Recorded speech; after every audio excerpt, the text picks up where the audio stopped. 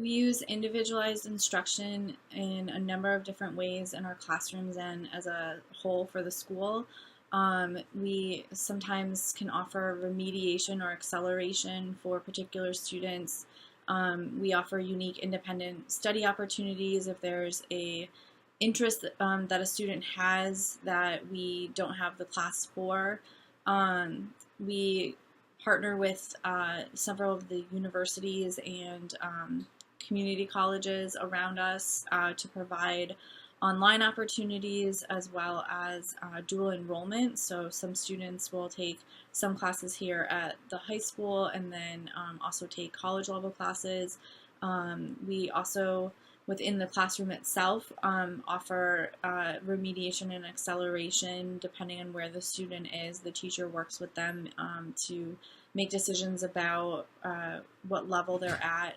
We have different course levels themselves. So, for example, in math, we have a Math 6, an honors math, and an accelerated Math 6, which actually does some of the 7th grade curriculum as well. Sometimes we offer students multi-age level or grade level classes. So we may have 7th, 8th, and 9th graders in a particular class based on where they are in ability. We can offer self-pacing through flipped classrooms, so teachers can record their lessons and the student will watch it at home during homework time and complete a worksheet for it. They can stop and go back. They can listen to it as many times as they need to. They can take notes and do practice, and then the next day they come into class and they get reinforcement of the concepts, so they're able to sort of learn at their own pace. Some of the responsibilities that our teachers have for individualized instruction are knowing the students and their needs, understanding what their interests are, providing opportunities for them, and if there are not opportunities available, trying to troubleshoot with the administration, the parents, the students about options that we may have for them, and really just communicating that information to everybody. With the students, their responsibility, really the student needs to be motivated and a self-starter, especially to do those enrichment classes online or with dual enrolling with the colleges. If they have a particular interest and they have an independent study, they have a faculty liaison who's overseeing that, but it's up to the student themselves to really drive the content of that program. They also need to be really organized and be able to communicate what their needs are and how they're feeling about the different projects that they're doing. Oftentimes we can also offer student choice within a project. So, there's multiple ways to get a particular content base. So if the teacher's offering a particular assignment, they may give a choice of something written, something oral, something that could be drawn, and tailor that to the student's needs, and then it's up to the student really to advocate for themselves what they need and also to develop what fits best for them. I think the challenges that we have faced and continue to face with individualized instruction is, one, how do you meet the needs of all of the diverse learners that you have in the classroom? The student who is struggling and needs extra support, as well as the student who is ready to go much more quickly through something and advance at a faster pace. How do you balance both of their needs, give them both the individualized attention that they need, and still meet the needs of everyone else in the classroom? I think that's a challenge anywhere you go, regardless of if you are doing individualized instruction or even group instruction holistically. And that's always a balance that I think teachers struggle to meet.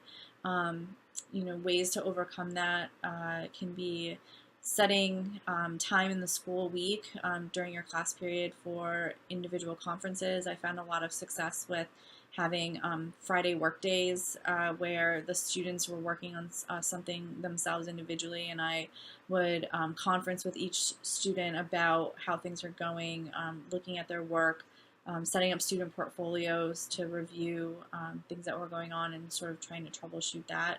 I think communication keeps coming up as a really important way to troubleshoot any challenges that you have.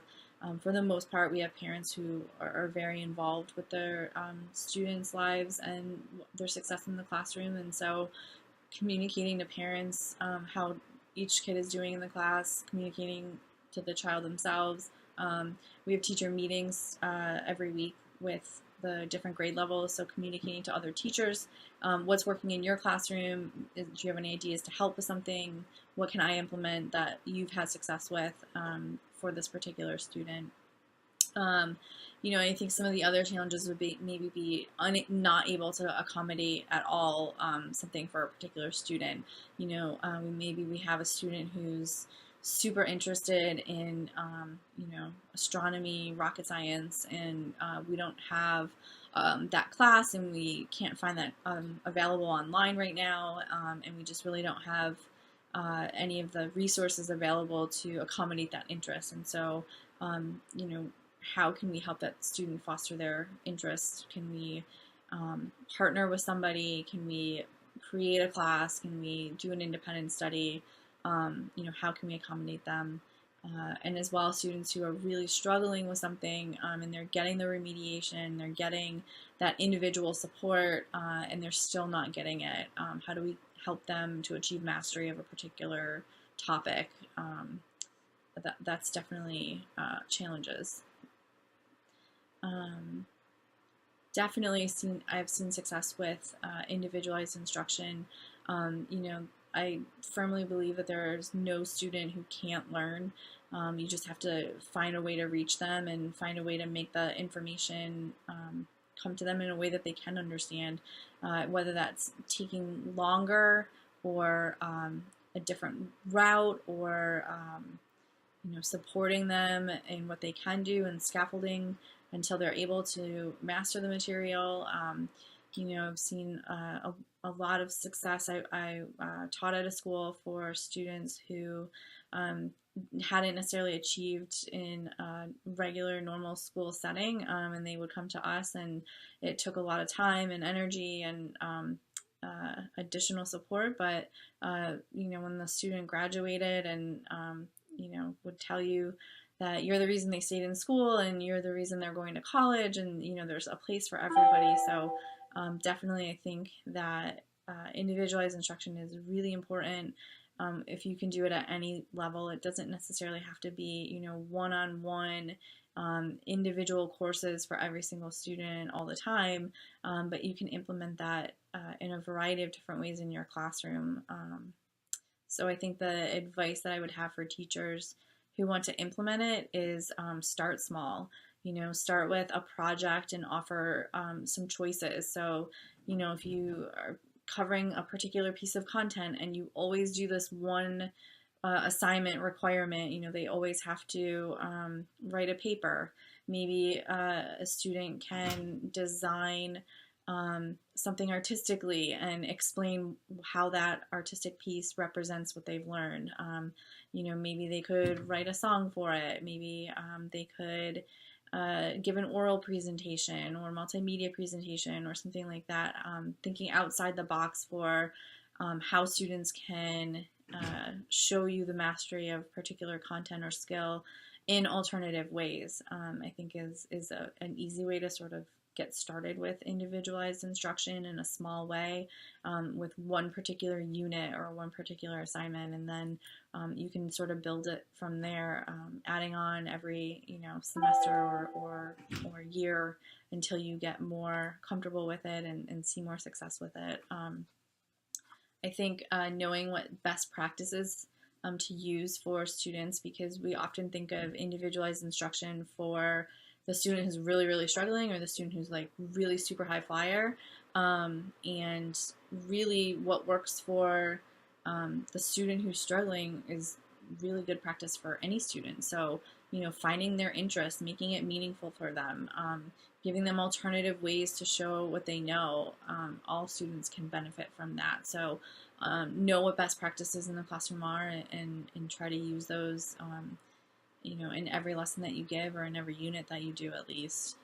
And then the third thing, I said it in pretty much every question that I answered here is communication with the students, communication with parents, communication with administration, communication with other teachers. The more that everyone can discuss what's working, what's not working, what are the needs, what are the challenges, and getting those ideas rolling, I think is really the best way to ensure a successful outcome for every student.